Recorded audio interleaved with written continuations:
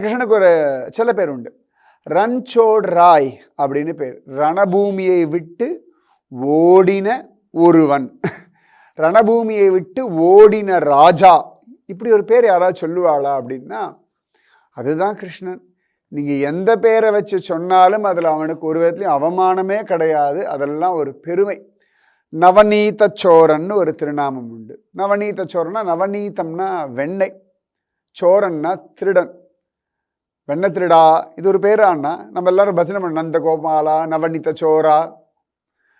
அப்புறமா சித்தச்சோரான்னு ஒரு திருநாமம் உண்டு. சித்தம்னா ஹிருதயம், சித்தச்சோரன்னா உள்ளம் கவர் கள்வன். ஆழ்வார்கள்லாம் அப்படிதான் அனுபவிக்கிறார்.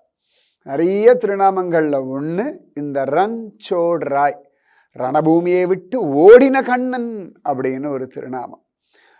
துவாரகா, இன்றைக்கும் பார்த்தோம்னா பஞ்சத்வாரகா அப்படின்லாம் சொல்கிறது உண்டு. மூல் துவாரகா, மோக்ஷத்வாரகா, டாகோர் துவாரகா, பேட்டு துவாரகா, அப்புறமா நாதத்வாரா, இப்படி 5 துவாரகாவை சேவிக்கணும் அப்படின்னு சொல்கிறது உண்டு.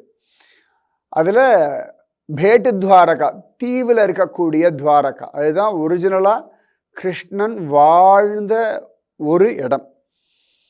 இப்போ நம்ம சாதாரணமாக இன்றைக்கி பார்க்கக்கூடிய துவாரகா அப்படின்றது கிருஷ்ணனுடைய ஆஃபீஸ்.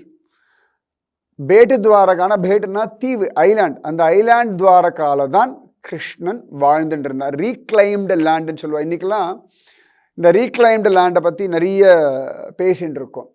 சில ஏர்போர்ட்லாம், எனக்கு தெரிஞ்சு ஹாங்காங் ஏர்போர்ட்லாம் ரிக்ளைம்டு லேண்ட், அதாவது கடலில் ஒரு இடத்துலேருந்து மண்ணை எடுத்து அந்த இடத்துல மண்ணை போட்டு அதை பூமியாக்கி அதை உபயோகப்படுத்துறதுக்கு பேர் ரீக்ளைம்டு லேண்டுன்னு சொல்லுவாள்.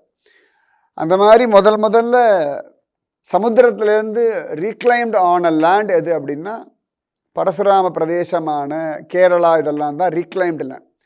அதுக்கப்புறமா கலியுகத்துக்கு பக்கத்தில் அப்படின்னு சொல்லணும்னா துவாரகா, அது ஒரு ரீக்ளைம்டு லேண்ட். பகவான் சமுத்திரராஜனிடத்தில் சொல்லி தன்னுடைய ஜனங்களுக்காகவே நிர்மாணம் பண்ண அழகான ஒரு ராஜ்யம்தான் துவாரகா ராஜ்யம்.